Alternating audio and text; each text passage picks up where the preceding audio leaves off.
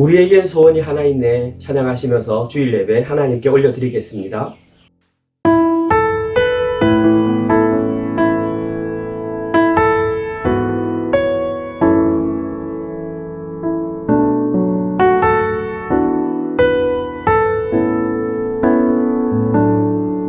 우리에겐 소원이 하나 있네.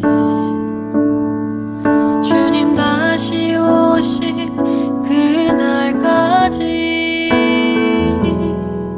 우리 가슴에 새긴 주의 십자가 사랑, 나의 교회를 사랑케 하네. 주의 교회를 향한 우리 마음, 희생과 포기와 가난과 고난, 하물며 죽음조차 우리 막을 수 없네. 우리 교회는 이 땅의 희망,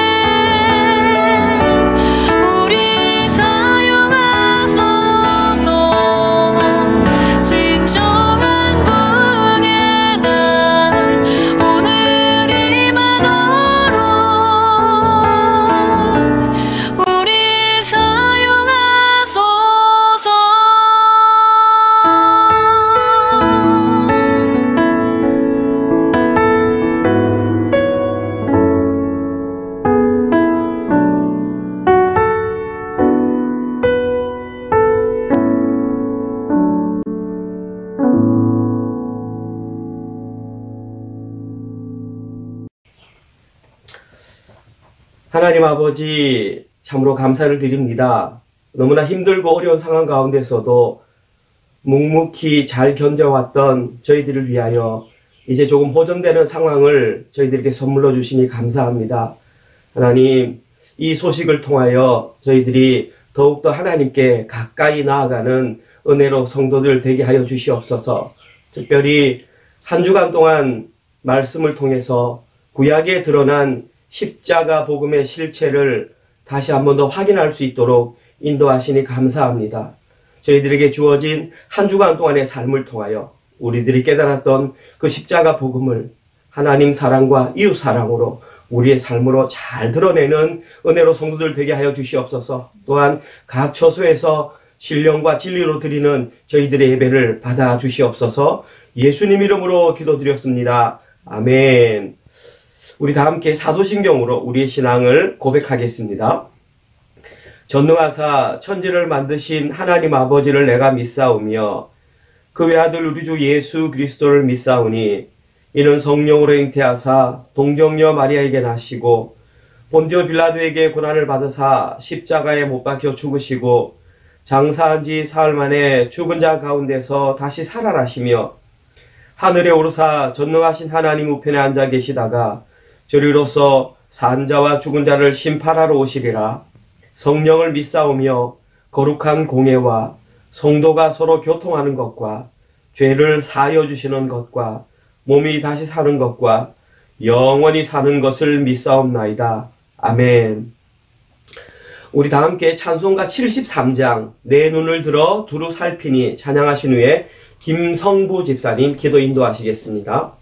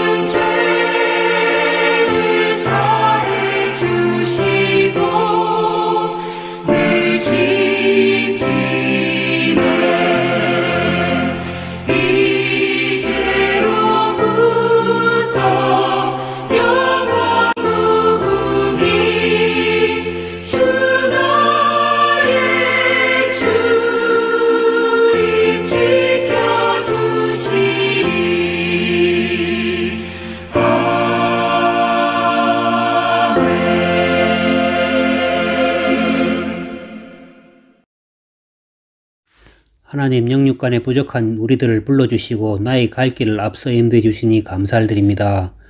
하나님, 언제나 나를 보호해 주시고 낮으로 밤으로 이스라엘을 광야에서 지켜주신 그 영광이 지금도 우리에게 임재함을 체험하는 하루하루입니다. 그러나 연약하다는 이유 아닌 핑계로 그 은혜, 그 사랑을 잊고 지내며 자그마한 일로 실망하며 하나님을 원망하는 그런 일을 반복하며 생활했습니다. 이 시간 말씀을 통해서 회개의 시간 되게 하시길 원합니다. 또한 말씀을 선포하시는 목사님을 더욱 붙들어 주시어 말씀 연구에 방해되는 요소를 제하여 주시고 목사님의 건강 또한 지켜주시길 원합니다. 이 시간 말씀 선포하실 때에 듣고 깨닫고 전하며 우리의 삶 속에 적용하는 은혜의 교회 성도 한 사람 한 사람 되게 하시길 원합니다. 또한 코로나로 인하여 힘들어하는 우리 교회 가족 식구들에게 우리가 할 수 있는 일이 무엇인지 알게 하시며 예수님의 사랑이 무엇인지 전할 수 있는 믿음 허락하여 주시길 원합니다. 예배의 시작과 끝을 하나님께 맡깁니다. 예수님의 이름으로 기도드립니다. 아멘.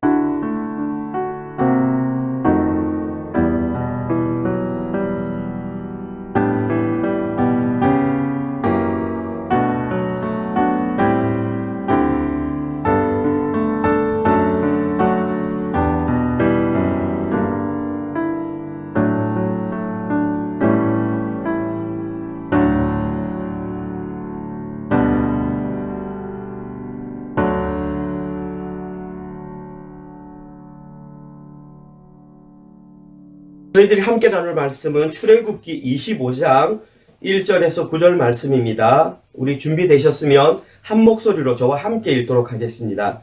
출애굽기 25장 1절 말씀입니다.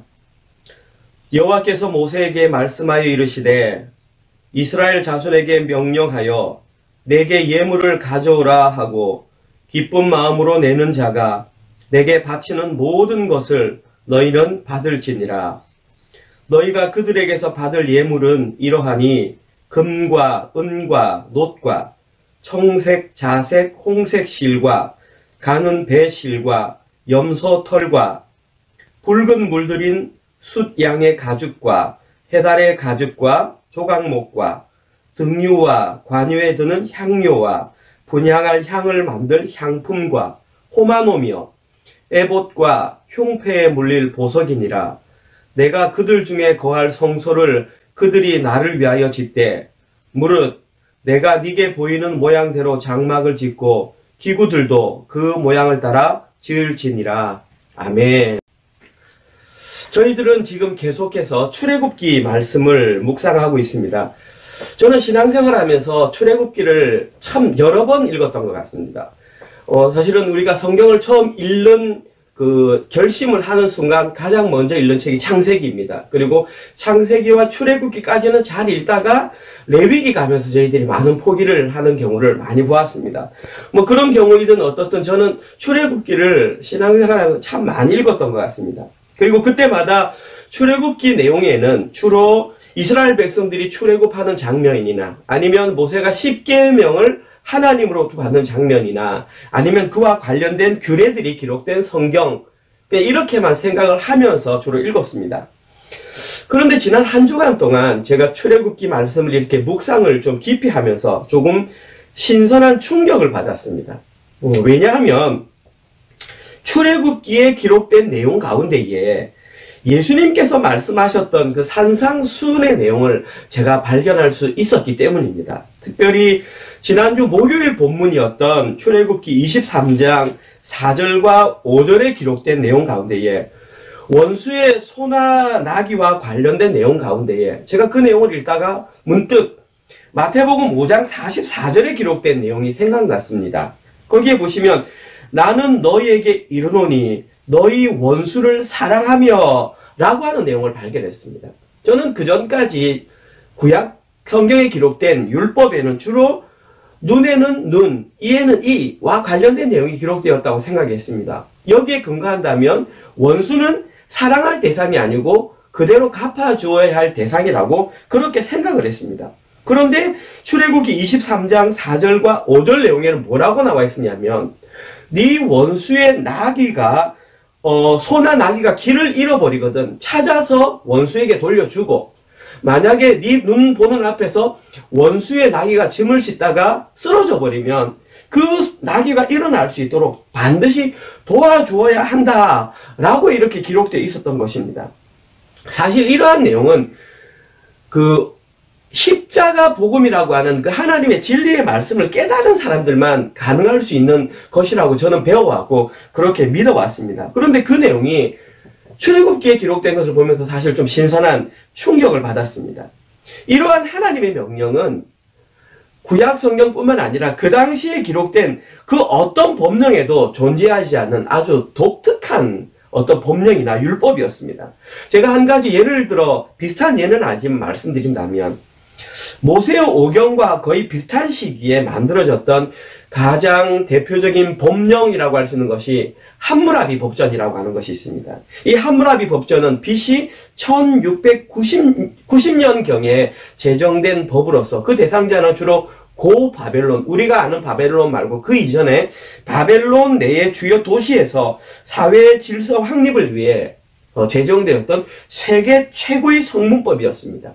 그리고 이 법전은 지금 현재도 프랑스 루브르 박물관에 높이 2m 높이의 돌 위에 그 조항들이 새겨져 있습니다.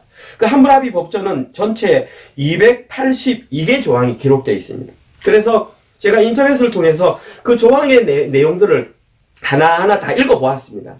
그런데 그 282개 조항을 제가 다 읽어봤음에도 불구하고 원수를 사랑해야 한다거나 원수의 짐승을 돌봐주어야 한다와 관련된 내용을 제가 발견하지를 못했습니다. 그와 비슷한 내용도 없었습니다. 그래서 제가 그들의 내용 가운데 처벌이 좀 흥미로운 두 가지 경우를 제가 그냥 준비해 보았습니다. 이거는 뭐 연결된 건 아니고 참고로 한번 들어보시기 바랍니다. 함무라비 법전 192조 조항 이렇게 기록되어 있습니다.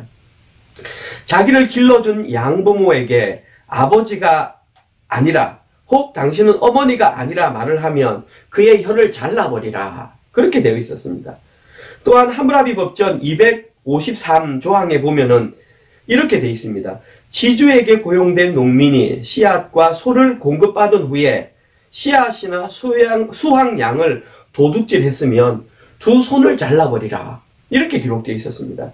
그 외에 나머지 조항들도 지금 여기에 기록된 내용과 그 처벌이 크게 차이는 없었습니다. 이처럼 하나님께서 모세를 통해서 이스라엘 백성에게 주셨던 그 율법은 그 당시에 존재했던 그 어떤 다른 법과는 근본적으로 다른 내용이 기록되어 있었음을 저는 발견하게 되었습니다. 이것을 좀 달리 표현한다면, 조금 영적으로 해석한다면, 구약 시대부터 하나님께서는 이미 하나님의 선택된 백성들은 세상 사람들과는 구별된 삶을 살아야 할 것을 명령하셨다라는 사실입니다. 그리고 이러한 명령은 그 당시 사람들은 정확하게 이해하지 못할 수 있지만 예수님께서 이 땅에 오셔서 십자가 위에서 죽음을 당하시면서 예수님께서는 다 이루었다 말씀하셨습니다. 율법을 다 완성하신 이후에 이러한 내용은 더욱더 확실하고 명확해졌습니다. 이뿐만 아닙니다. 또한 신약시대 이후를 살아가고 있는 지금 이 시대의 교회인 저희들은 세상과는 완전히 다른 원리로 현실의 삶을 살아가야 한다는 것을 저희들은 여기서 배울 수가 있는 것입니다. 이것이 성경에 기록된 정상적인 가르침입니다. 반드시 하나님께서 우리에게 허락하신 십자가 복음의 진리를 깨달은 사람들은 이 땅을 살아갈 때에 세상과는 다른 원리로 살아가야 한다는 것입니다. 제가 책을 읽다가 어떤 선교단체에서는 이러한 삶의 원리를 그들 스스로 부르기를 반대 정신이다 라고 하는 것을 저는 발견할 수 있었습니다. 뭐 그 표현이 어떻든 상관이 없습니다. 이 시대의 교회들은 반드시 세상과는 구별된 삶을 살아내야 한다는 것이 중요한 것입니다. 근데 중요한 한 가지 사실이 뭐냐 하면 이론적으로는 그렇게 알지만 실질적으로 그렇게 살아낸다는 것이 쉽지 않다라는 사실입니다. 저희들은 너무나 연약한 존재들이기 때문에 너무나 쉽게 현실의 발목이 잡혀서 하나님께서 말씀하셨던 그 원리들을 머릿속에서도 잊어버릴 뿐만 아니라 자꾸 우리의 삶을 통해서도 잊어버리게 된다는 것입니다. 그래서 하나님께서는 사랑하는 그의 백성, 또 지금 이 시대를 살아가는 교회를 위해서 하나님께서는 그 하나님의 원리인 말씀, 아까 좀 전에 말씀드렸던 십자가 복음을 아는 자들이 반드시 살아내야 하는 그 원리들을 잊지 않도록 하기 위해서 특단의 조치를 내려주셨습니다.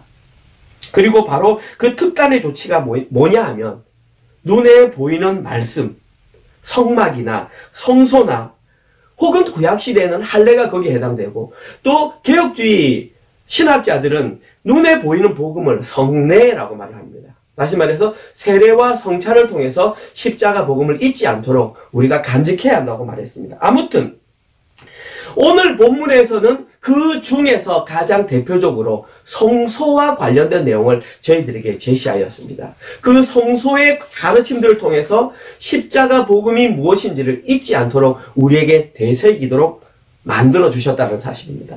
그리고 이 성막에 관한 규례는 어제 본문 내용이었던 그 본문 내용 가운데 하나님께서 모세, 특별히 여호수아를 데리고 6일 동안 머물게 하시고 34일 동안 하나님과 1대1 독대를 하면서 그 성소와 또 성소와 관련된 모든 규례들을 어떻게 해야 되는지 직접 하나님께서 가르쳐 주셨습니다.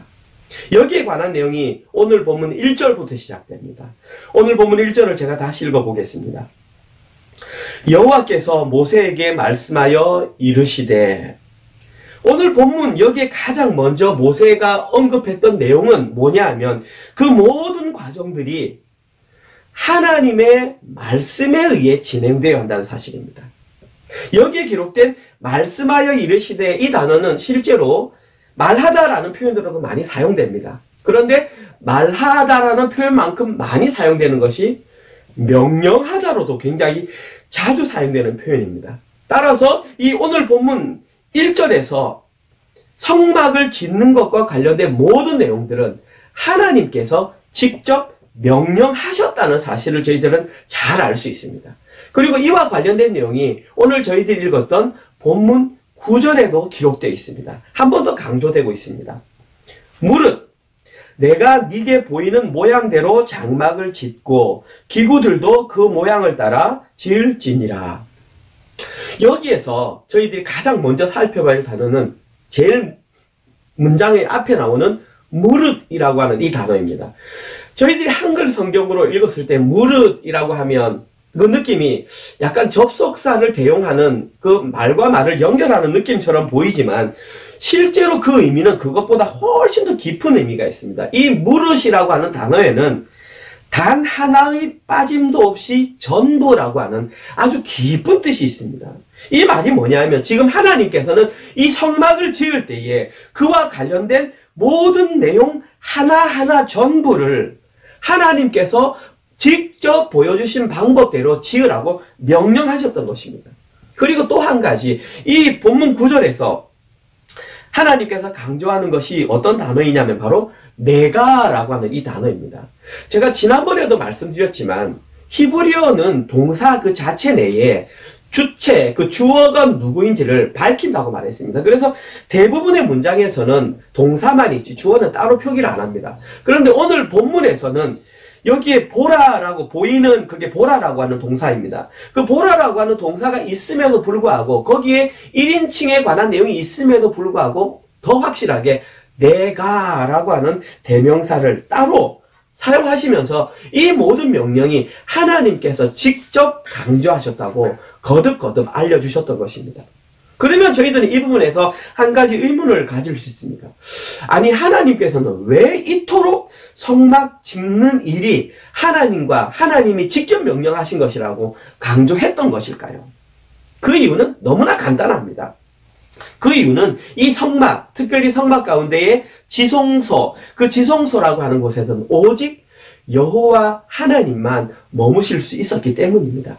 쉽게 말해서 이 성막의 지성소에는 하나님 외에 그 어느 누가 들어가서는 안 되는 너무나 거룩한 장소였기 때문에 그 지성소를 만들 때는 모든 절차 하나하나가 오직 하나님의 명령에 의해서만 만들어져야 했다는 것입니다. 그리고 이 거룩한 하나님이 거하실 처소에 관한 내용은 오늘 본문 8절에 한 번 더 기록되어 있습니다. 오늘 본문 8절 보시면 내가 그들 중에 거할 성소를 그들이 나를 위하여 짓되, 이 본문 8절에서는 이 성소가 존재해야 되는 목적을 다시 한 번 더 밝히고 있습니다. 그 목적이 뭐냐 하면 그 성소를, 특별히 지성소를 지은 목적은 이스라엘 백성들을 위해서 만든 것이 아니라 바로 하나님 자신을 위해서 그 지성소가 존재해야 된다고 말씀하고 있습니다. 그리고 하나님께서 존재하시는 그 지성소, 거기에 오직 하나님께서 거하실 것이라고 하나님께서 직접 말씀하셨습니다. 근데 여러분들이 하나님에 대해서 너무나 잘 아시지 않습니까? 하나님은 영이십니다. 하나님이 영이시라는 그 사실은 하나님은 실체가 없기 때문에 실제로는 아무리 인간들이 하나님의 명령에 의해서 거룩한 장소를 만들어 두었다 할지라도 하나님은 실제로 그것에 머무실 수가 없습니다.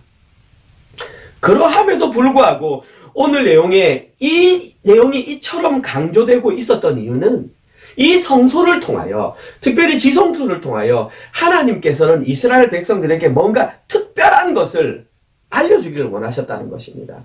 오늘 본문에는 그 내용이 나와 있지 않기 때문에 사실은 지금부터 말씀드리기는 못하지만 제가 결론부터 말씀드리면 이 지성소, 하나님께서 특별히 명령하셨던 이 지성소, 그리고 지성소에 들어가는 그 모든 증거궤, 속죄소, 기구들 하나하나는 바로 예수 그리스도를 상징하는 하나의 그림자였던 것입니다. 이것은 제가 오늘 보면 결론 부분에 다시 한 번 더 확인시켜 드리겠습니다. 다음으로 저희들이 오늘 본문을 통해서 살펴봐야 되는 것은 그 성소, 특별히 지성소 안에 들어가는 두 가지 기구들, 하나는 증거궤와 하나는 속죄소입니다. 이 두 가지를 저희들은 살펴보아야 합니다. 첫 번째, 증거궤에 관해서 먼저 한번 살펴보겠습니다. 이 증거궤에 관한 내용은 저희들이 오늘 보면 읽질 않았지만 그 본문 이후에 나와 있습니다. 출애굽기 25장 10절에서 16절이 증거궤에 관한 내용입니다. 제가 천천히 읽어봅니다.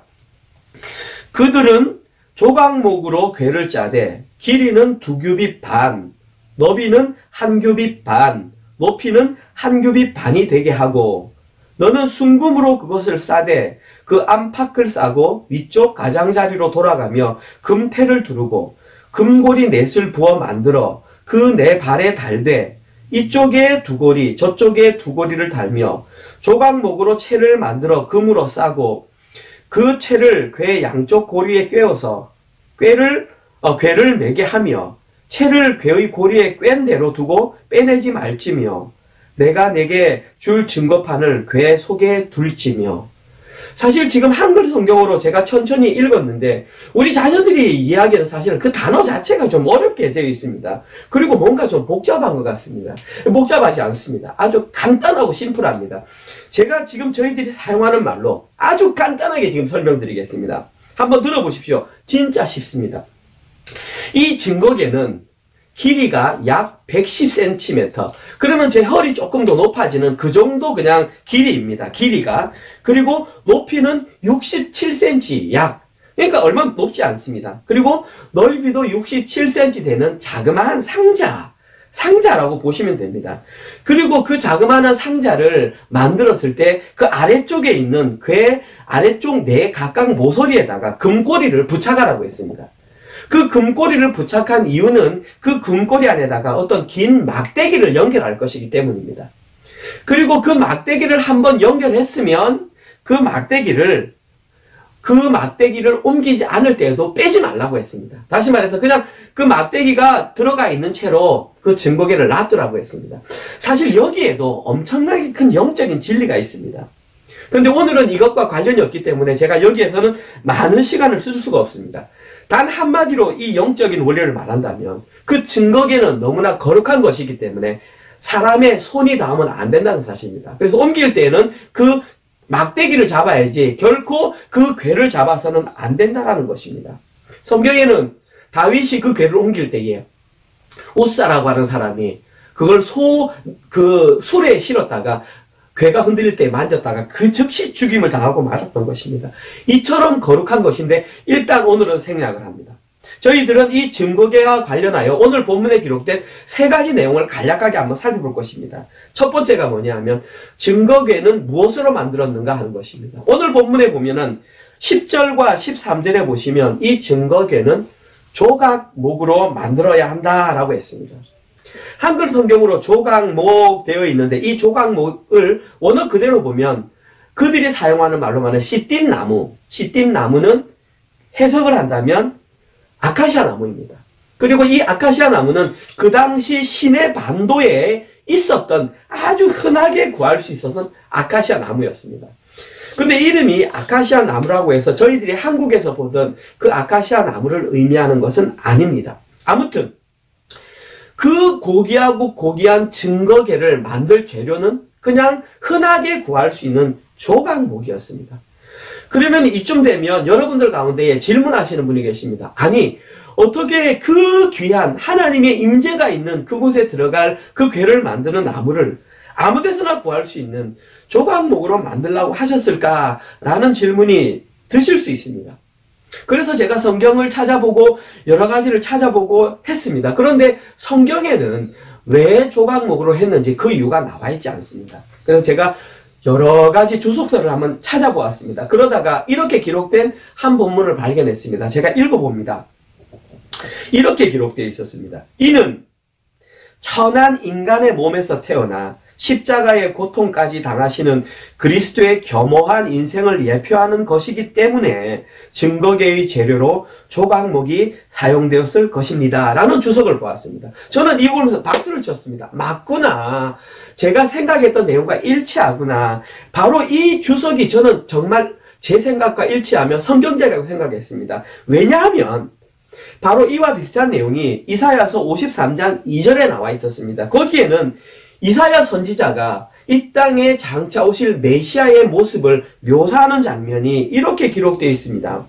그리스도의 모습이 고운 모양도 없고 풍채도 없고 우리의 보기에 흠모할 만한 아름다운 것이 없도다. 이렇게 기록되어 있었습니다. 다시 말해서 이 증거계의 재료로 사용되었던 그 조각목은 어디서나 흔하게 볼 수 있는 그런 재료였습니다. 그런데 예수님께서 바로 이 땅 가운데에 인간의 몸을 입고 오셨다는 것입니다. 여기에 바로 십자가 복음의 가장 핵심 원리인 성육신의 원리가 여기에 포함되어 있었던 것입니다. 예수님께서 성육신하여 오신 그 자체가 바로 예수님의 낮아지심이었던 것입니다. 이처럼 그 조각목이라고 하는 그 단어 자체에 예수님의 십자가 복음이 그 속에 감추어져 있었던 것입니다. 그 재료는 비록 볼품없는 흔하게 볼 수 있는 재료였지만 그것이 하나님의 일에 사용되었을 때 그 가치는 말로 표현할 수 없을 정도로 완전히 달라진 모습이었습니다. 그리고 이 조각목의 모습은 바로 이 땅을 살아가는 성도인 우리들의 모습을 상징하는 것이기도 합니다. 우리는 연약하고 약한 자들이지만 우리 속에 복음을 품었을 때에 우리의 가치는 세상이 평가할 수 없다라는 사실입니다. 다음으로 증거계와 관련된 두 번째 내용은 그 증거계를 감싸고 있었던 순금입니다. 조각목으로 만들었던 그 증거계는 오늘 본문에 의하면 안과 밖으로, 다시 말해서 그 상자 밖이든 안이든 다 금을 녹여서 얇게 만들어서 그 판을 다 황금색으로 만들도록 했습니다. 그래서 겉에서 볼 때에는 그것이 조각목인지 황금인지를 구별이 안 갈 정도로 그렇게 안팎으로 만들으라고 했습니다. 여기서 중요한 것은 순금이 의미하는 의미입니다. 하나님께서 순금이라고 만드는 것은 순수하단 말입니다. 완전한 금, 불순물이 들어가지 않은 온전한 금으로 그 증거계는 영적으로 순결하고 거룩하고 정결해야 한다는 것을 의미합니다. 비록 그 재질은 어디서나 구할 수 있는 조각목이었지만 그 조각목에 순금이 안팎으로 감싸지는 순간 그 조각목은 이제 더 이상 가치가 없는 조각목이 아니었던 것입니다. 어디에도 비길 수 없는 너무나 고귀한 그 증거계가 되었던 것입니다. 마치 하나님께 범죄만 저희들입니다. 죄만 짓고 살아가는 저희들의 인생에 예수 그리스도의 십자가 복음 보혈이 뿌려짐으로 말미암아 우리가 새로운 피조물이 되온 것 같은 이치가 바로 그 증거계에서 드러났던 것입니다. 마지막으로 증거계와 관련된 세 번째 내용은 증거계 안에 들어가는 증거판입니다. 그 증거계가 조각목으로 만들었고 그 주변을 순금으로 아무리 감쌌다 할지라도 그 가운데에 무엇이 들어가느냐에 따라서 그 가치는 완전히 달라지는 것입니다. 그 속에 오늘 본문에서 하나님께서는 핵심적인 증거판을 집어넣으라고 말했습니다. 이것이 오늘 본문의 가장 핵심적인 내용입니다. 증거궤도 중요하지만 증거궤가 진짜 중요한 이유는 증거궤 안에 증거판이 들어가 있기 때문입니다. 여러분, 만두의 본체를 정하는 것은 그 만두 안에 무엇이 들어갔느냐에 따라서 만두의 본체가 달라집니다. 김치가 들어가면 김치만두, 고기가 들어가면 고기만두, 거기에 겨자가 들어가면 그것은 만두라 할지라도 저희들은 먹을 수 없다라는 사실입니다. 만두의 결정은 그 속에 들어가는 것에 따라 결정되듯이 증거계가 진짜 가치 있는 것은 그 속에 증거판을 넣었기 때문입니다. 이처럼 우리 성도의 마음속에 진짜 복음을 품은 그 자가 바로 하나님의 자녀이며 하나님의 거룩한 제사장인 것입니다. 이것이 증거계의 가치를 확인하는 것입니다. 또한 증거계 안에 들어가 있었던 그 증거판은 바로 하나님의 말씀을 상징하는 것입니다. 모양으로는 십자가 두 돌판이 들어가 있었습니다. 그리고 사실 증거기 안에 들어가 있었던 그 십자가 두 돌판은 모세가 처음에 받았던 돌판이 아닙니다. 그 돌판은 모세가 산에서 내려왔을 때에 이스라엘 백성들이 그 금송아지를 맞는 걸 보고 그걸 던져서 깨뜨렸습니다. 그리고 다시 모세는 시내산에 올라가서 40일을 머리며 두 번째 돌판을 만들었고 그것을 증거궤에다가 보관했습니다. 그리고 그것이 의미하는 것은 바로 하나님의 말씀이었습니다. 여러분, 그 하나님의 말씀은 이 시대에 예수 그리스도를 상징하는 것입니다. 요한복음 1장 1절에서 4절에 있는 내용입니다. 제가 천천히 읽어보겠습니다. 태초에 말씀이 계시니라. 이 말씀이 하나님과 함께 계셨으니까 말씀을 사람으로 인격으로 취급했습니다. 그리고 이 말씀은 곧 하나님이시라. 그러면 곧 그분은 예수 그리스도라는 것이 밝혀집니다. 그가 바로 인칭 대명사로 표현했습니다. 예수 그리스도가 말씀이 태초에 하나님과 함께 계셨고 만물이 그로 말미암아 예수 그리스도로 말미암아 지은 바 되셨으니 이제 그분이 창조주로 등장하십니다. 지은 것이 하나도 그가 없이는 된 것이 없느니라. 그건 중요한 것은 그 예수 그리스도 안에 생명이 있었으니 이 생명은 사람들의 빛이라. 바로 예수 그리스도를 품은 자가 바로 그 생명력의 빛을 먹은 자가 된다는 것입니다. 사도 요한은 태초에 하나님께서 함께 하셨던 그 말씀, 창조 역사에 직접 참여하셨던 그분이 예수 그리스도라고 분명하게 그냥 바로 말을 해버렸습니다. 그리고 예수 그리스도 안에만 있을 때에 생명이 있다고 말했습니다. 그러면 증거계 안에 증거판이 들어가 있다고 하는 것은 그곳에 곧 생명이 있다는 것을 말씀하십니다. 그리고 그 생명이 뭐냐면 바로 영생이었습니다. 요한복음 17장 3절 영생은 하나님과 그의 아들 예수 그리스도를 아는 것이니라. 그래서 구약시대 이스라엘 백성들은 그 증거기를 통하여 또 증거기 안에 들어가 있던 증거판을 생각하면서 이 진리의 말씀을 알아야 했던 것입니다. 이처럼 증거기는 그 존재 자체만으로도 고귀한 의미가 있었지만 그 안에 생명의 근원 대신 예수 그리스도를 품음으로 말미암아 더 이상 그것보다 더 가치 있는 것은 이 세상에 없게 되었던 것입니다. 비교 불가. 그리고 이스라엘 백성들은 그것을 보고 생각하라는 것이었습니다. 왜 이와 같은 것을 만들게 되었는가? 왜 그들로 하여금 그렇게 고귀하게 하겠는가? 그런데 구약시대 이스라엘 백성들은 증거판을 담고 있었던 증거궤를 바라보면서 이 사실을 깨달아야 했는데 실제적으로 그러한 상황이 어떻게 진행되었는지는 구약성경에 잘 나와 있지 않습니다. 그들이 그 증거궤를 보고 십자가 복음을 깨달았을 때에 그들은 비록 구약시대를 살았지만 영원한 하나님 나라를 살게 되는 영생을 맛보는 자들이 되었던 것입니다. 그리고 구약시대에 그들이 증거궤 그리고 증거판을 통해서 영생을 알게 되었으며 그들에게는 더 이상 가나안 땅으로 들어가는 것이 의미가 없었습니다. 그들에게는 광야에서 죽는 것도 유익했다라는 사실입니다. 그리고 이러한 원리는 지금 이 시대를 살아가고 있는 교회인 저희들에게도 동일하게 적용되는 것입니다. 지금 저희들 속에도 십자가 복음의 핵심인 예수 그리스도께서 우리와 함께 살아계시고 우리가 그 예수 그리스도를 마음에 품었다면 우리는 지금 이 시간 하나님 나라를 살고 하나님 나라를 경험하고 있는 것입니다.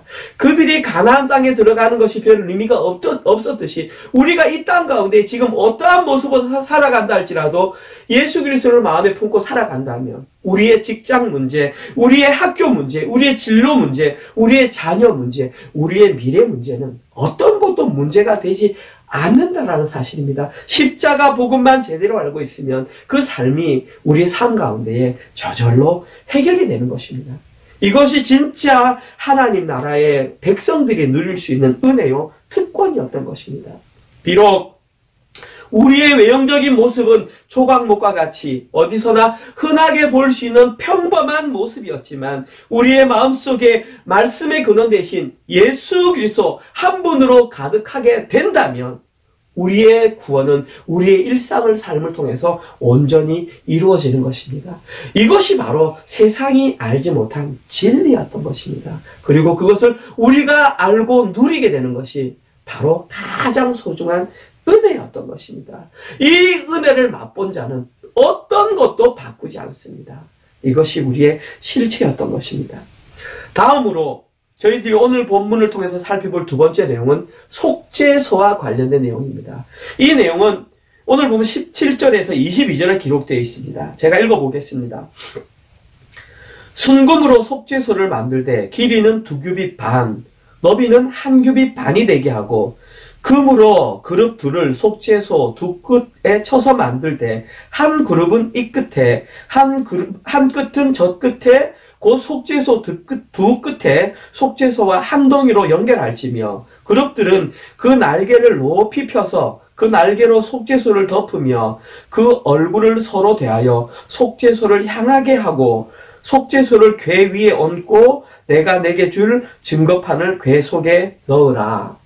여기도 사실 조금 복잡하게 되어 있지만 제가 속죄소라는 말을 설명드리면서 그 의미를 같이 설명드리겠습니다. 먼저 여기에 기록된 속죄소라고 하는 한국말을, 이 한국말을 그냥 쉽게 풀어서 말하면 죄가 사해지는 장소 혹은 죄를 덮어주는 장소라는 의미에서 속죄소라고 그냥 그렇게 이름을 지었습니다. 이 단어를 구태여 히브리어 원어 그대로 번역하면 이렇습니다. 뚜껑, 덮개 이런 뜻입니다. 다시 말해서 한국말로는 속죄소 어렵게 돼 있지만 히브리 말로는 그냥 증거계의 뚜껑이라는 의미입니다. 그래서 영어를 살펴보니까 영어를 속죄소는 두 가지로 표현합니다. 첫 번째는 on atonement cover 이렇게 되어 있습니다. on atonement cover는 속죄 뚜껑이라는 뜻입니다. 그리고 또 다른 영어 표현은 a mercy seat 이렇게 되어 있습니다. mercy seat이라고 하는 것은 은혜의 보좌. 한국말로 어떤 성경에는 예전에는 우리는 시은좌라고 했습니다. 예전 새 찬송가에서는 이 시은좌라고 하는 단어가 등장했는데 지금은 사라져 버렸으니까 우리 아이들은 사실 잘 모를 텐데 다 같은 걸 의미합니다. 시은좌, 은혜가 베풀어지는 자리, 은혜의 보좌 이런 뜻입니다. 그래서 이 모든 내용을 다 포함해서 그럼 속죄소가 뭡니까? 라고 물어본다면 우리 죄가 사해지는 은혜의 자리 또는 죄가 속해지는 뚜껑 이것을 속죄소라고 말합니다. 그런데 오늘 본문에는 속죄소와 관련된 두 가지 특징이 기록되어 있습니다. 한 가지 특징은 뭐냐 하면 속죄소를 만드는 재료입니다. 본문을 읽어보시면 알겠지만 이 속죄소는 뚜껑인데 뚜껑이면 어느 정도 두께가 있어야 합니다. 길이는 나와 있습니다. 길이는 아까 그 증거궤의 길이와 거의 흡사합니다. 가로 112cm, 높이 약 67cm의 판입니다. 그런데 그 뚜껑을 다 순금으로 만들어야 했으니까 아마 어마어마한 양의 순금이 사용되었어야 할 것입니다. 그리고 그 목적은 뚜껑을 덮는 것이었고 그 재료는 순금, 아까 말씀드렸던 순수함과 정결함과 고귀함을 상징하는 뚜껑으로 만들어야 한다는 것이 첫 번째 특징이었습니다.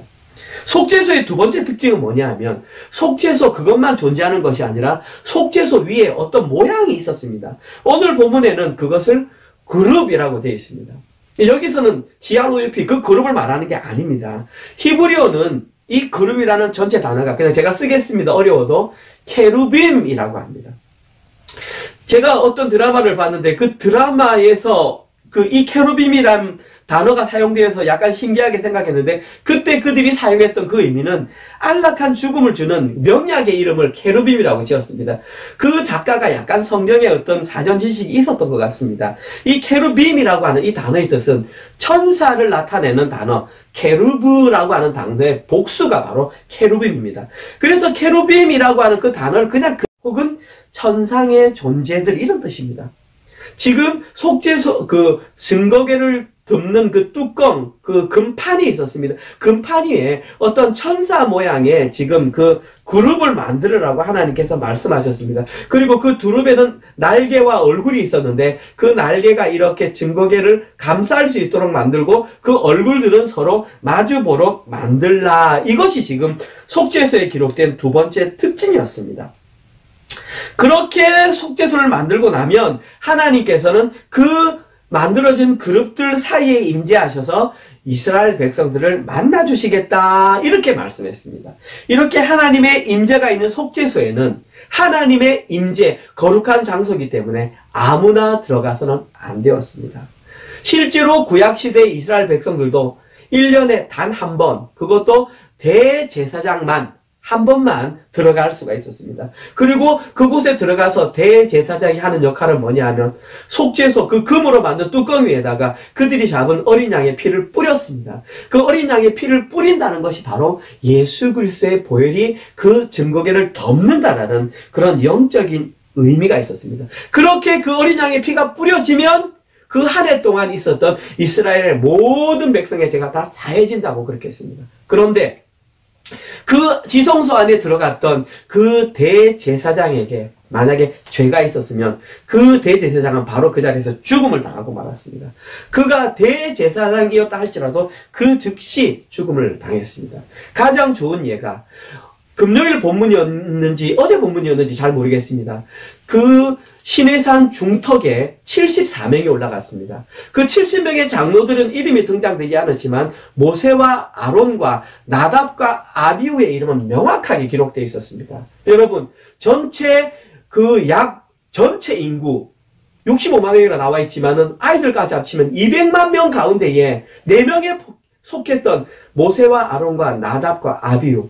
이 나답과 아비후는 아론의 아들이었습니다. 그런데 그들조차도 그 지성소에 들어갈 때에 하나님께서 원하시지 않는 다른 불을 들고 들어갔다가 그 즉시 사망을 하고 말았습니다. 이처럼 이 속죄소, 그 안에는 너무나 거룩한 곳이기 때문에 그가 어떤 직분을 가졌다 할지라도 그에게 죄가 있으면 들어가는 즉시 죽고 말았습니다.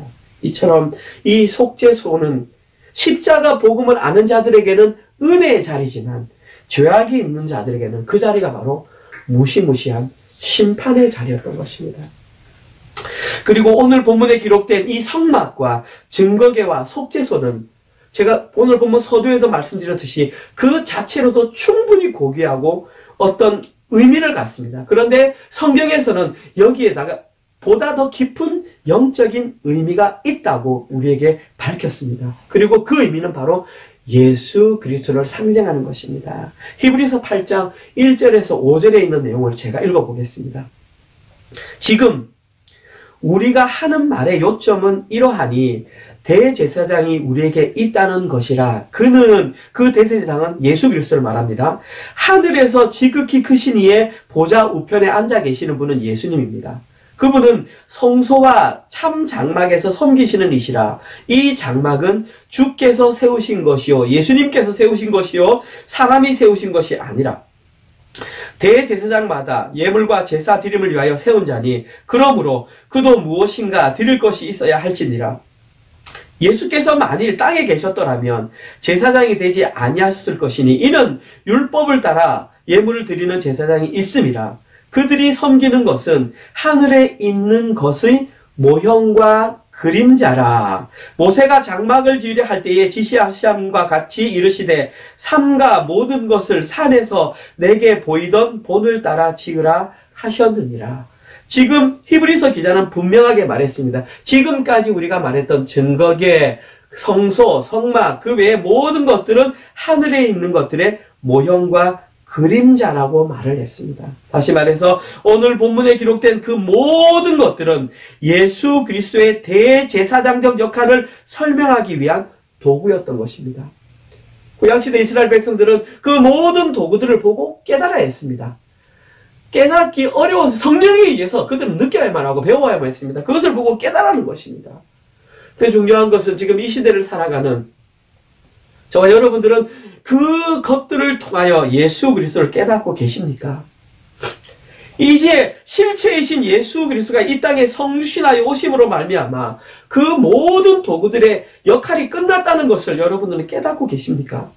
그 반사체는 실체가 오면 사라지는 것이 그 역할을 다 하시는 것입니다. 사용 가치가 없는 것입니다. 실제가 오면 그림자는 사라지는 것이 당연한 것입니다. 이제 저희들은 그림자가 아닌 실체이신 예수 그리스도 통하여 하나님께 나아갈 수 있는 존재가 되었습니다. 이제는 예수 그리스도께서 선포하셨던 그 십자가 복음을 믿음으로 말미암아 하나님의 자녀가 되는 길이 저희들에게는 활짝 열려 있습니다. 이것이 바로 저희들의 은혜입니다. 그런데 저희들은 이 본문 말씀을 통해서 한 가지 분명한 사실을 더 깨달으셔야 합니다. 그것이 뭐냐 하면 저희들을 향한 하나님의 구원 계획과 관련된 내용입니다. 갑자기 이게 무슨 말인가 하면 들어보십시오. 우리를 향한 하나님의 구원 계획은 결코 즉흥적으로 발생된 어떤 문제에 대한 해결책이 아니라는 사실입니다. 하나님께서는 이러한 모든 내용, 방금 말씀드렸던 증거에 관한 모든 내용, 이미 예수 그리스도께서 대제사장으로 계시는 그 모든 내용을 창세 전부터 다 계획해 두셨습니다. 예수 그리스도의 십자가 사역을 통한 우리의 구원의 사역은 결코 즉흥적으로 계획된 것이 아닙니다. 그런데 어떤 사람들은 우리들의 구원이 아담과 하와가 선악과를 먹음으로 그 죄를 범함으로 말미암아 임시 방편적으로 이루어지니라고 주장하는 자들이 있습니다. 여러분, 결코 그렇지 않습니다. 하나님께서는 이미 창세전에 자기 백성들을 선택하시고 자기 백성들을 부르시고 그들에게 믿음을 주셔서 하나님 나라의 백성으로 세우셨습니다. 그리고 지금 이 시대에도 그 하나님의 백성으로 만들어가고 있는 것입니다. 지금 이 시점에도 하나님께서는 자기의 백성들을 그 장성한 분량으로 자라기까지 만들어가고 계십니다. 저희들은 그 하나님의 장성한 분량까지 자라야 합니다. 그런데 교회 안에는 아직 어린아이 신앙을 가진 사람도 있고 장성한 분량을까지 자란 성도도 있습니다. 그러나 모든 성도는 결국에는 장성한 분량까지 자라날 때에 하나님의 온전한 뜻을 성취해낼 수가 있는 것입니다. 그러나 구약시대의 이스라엘 백성들은 이 내용을 온전히 이해하지 못하고 율법 규례를 스스로 지켜내므로 스스로의 힘으로 지켜내려고 하므로 구원에 이르지 못한 자들이 많았던 것입니다. 율법을 지켜내므로 구원에 이를 자는 아무도 없다고 성경에 분명하게 말했습니다. 성경에는 율법은 저희들로 하여금 예수 그리스도의 십자가 복음으로 이끌어가는 안내자의 역할을 할 뿐이라고 말을 했던 것입니다. 이러한 이유로 하나님께서는 오늘 본문을 통하여 그리고 모세를 통하여 성소와 관련된 내용을 이스라엘 백성들과 저희들에게 알려주셨던 것입니다.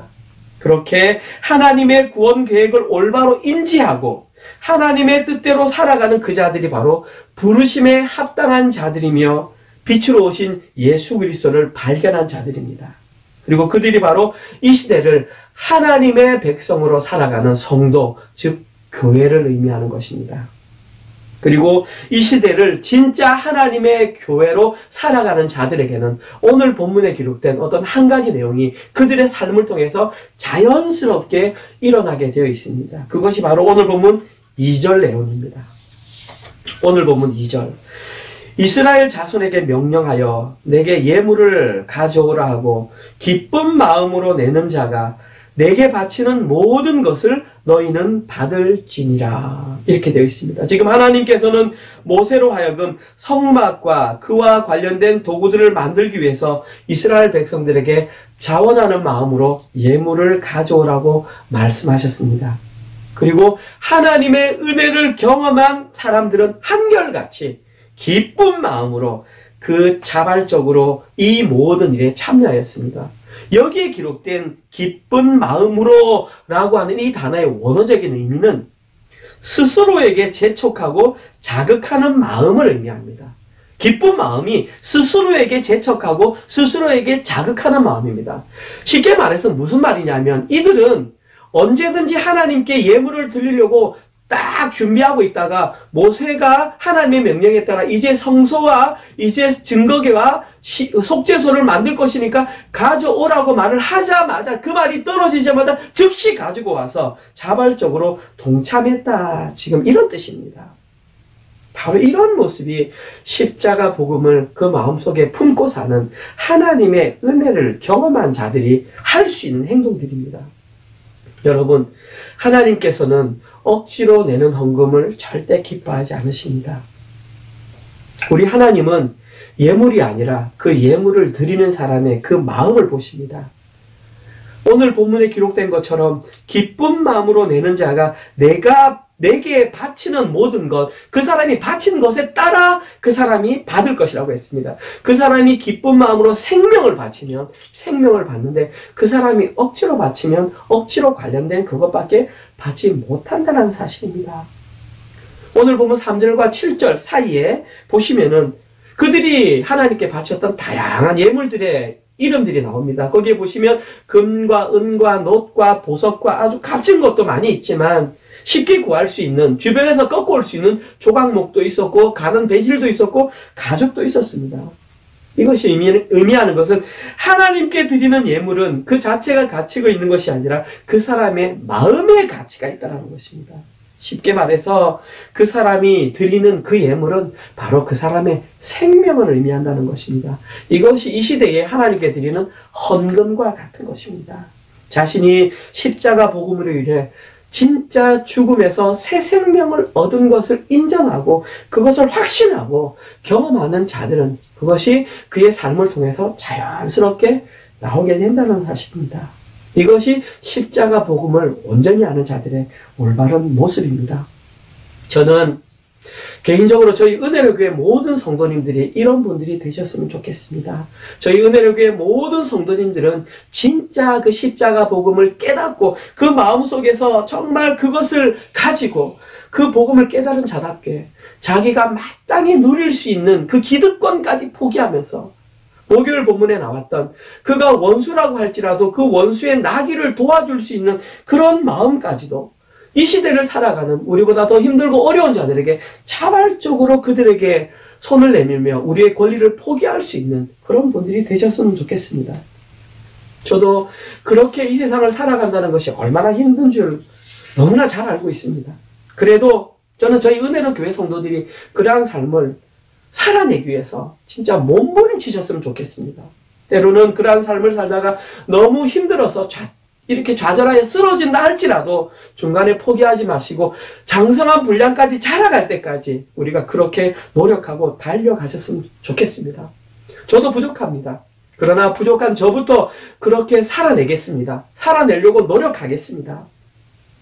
때로는 하나님께서 부어주신 그 은혜가 너무나 감격스러워서 도저히 저희 힘으로 할 수 없는 것조차, 무모하게 보이는 것조차 제가 한번 행동해 보이도록 하겠습니다. 그때 여러분들도 십자가 복음으로 뜨거워지셨다면 기쁨으로 그 일에 동참해 주시기 바랍니다. 여러분, 저희 은혜로 교회는 이제 개척한 지 만 9개월이 지나가고 있습니다. 저희들이 이 시점에서 저희들이 교회를 설립하면서 세웠던 4가지 삶의 행동 지침을 다시 한번 더 확인해 볼 필요가 있습니다. 첫째, 우리 은혜로 교회는 오직 예수 그리스도가 주인된 교회가 맞는가? 저희 은혜로 교회에서는 오직 십자가 복음과 하나님 나라와 영생이 온전히 선포되고 있는가? 저희 은혜로 교회에서는 진리 안에서 자유를 경험하는 성도들이 자라나고 있는가? 마지막, 저희 은혜로 교회에서는 저희들이 깨달았던 그 십자가 복음을 우리 자녀들에게 잘 가르치고 있는가? 다시 한 번 더 점검해 보시기 바랍니다. 어떻습니까? 여러분들은 아직도 이 문구를 들을 때마다 여전히 가슴이 뛰십니까? 저는 이 문구를 되새길 때마다 가슴이 쿵쾅쿵 뜁니다. 저희 사랑하는 은혜로 교회에서 모든 성도님들도 교회를 향하여 이런 뜨거운 마음을 잃지 않으셨으면 좋겠습니다. 이제 몇 주 지나지 않으면 이 코비드 상황이 곧 마무리될 것 같습니다. 코비드가 마무리되기 전에 느슨해졌던 마음들 다시 한번 고삐를 당기셔서 저희 자녀들이 보기에 부끄러움이 없는 그러한 신앙, 십자가 복음으로 인하여 내 권리까지 포기할 수 있는 그런 신앙들을 자녀들에게 잘 물려주시는 모든 성도님들 되시기를 주님의 이름으로 축원드립니다. 아멘. 우리 모두 다 함께 찬송가 211장 값비싼 향유를 주께 드린 가사를 생각하시면서 찬양하시겠습니다.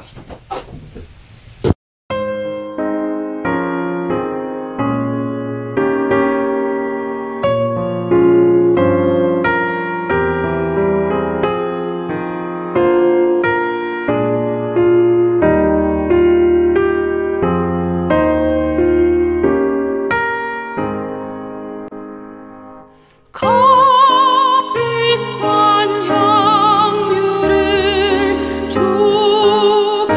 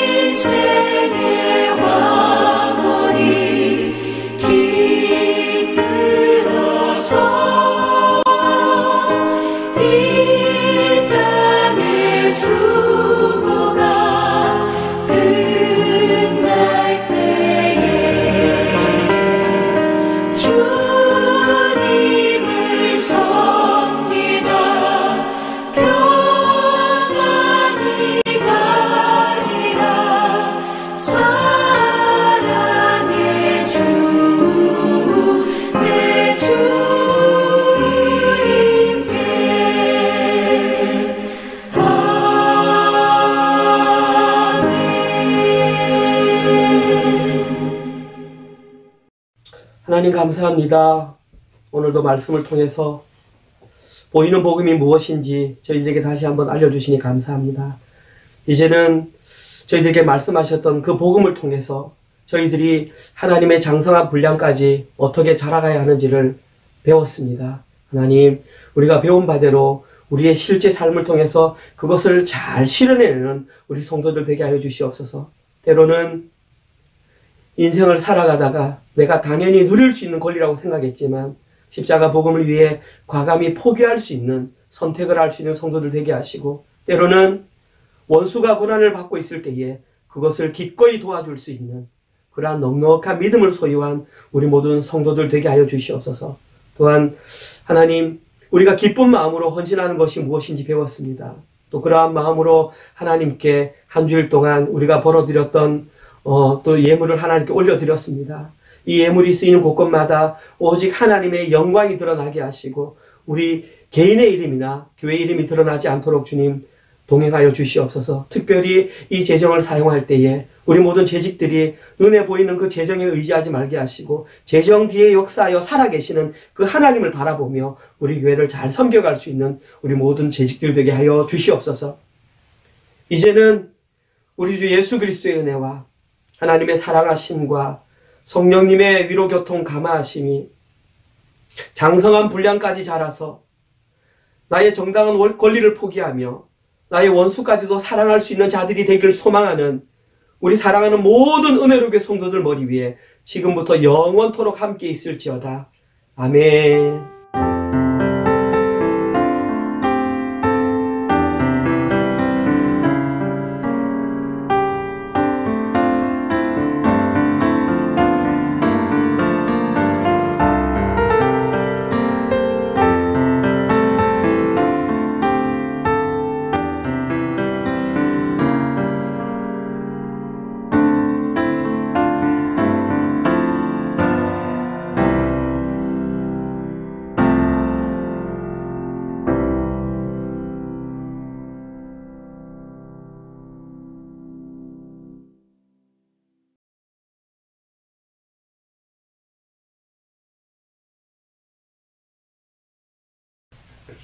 네, 감사합니다. 지금은 교회 소식을 전하는 시간입니다.